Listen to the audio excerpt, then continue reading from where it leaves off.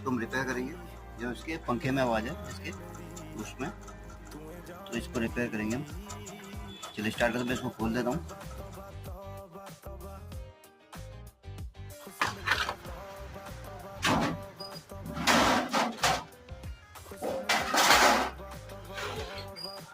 ये इसकी मोटर है जिसमें दिक्कत थी, इसको हम खोल लेते हैं। इसके एक पेज ये रहा और एक पेज ये रहा, ये दोनों को निकाल लेते हैं हम।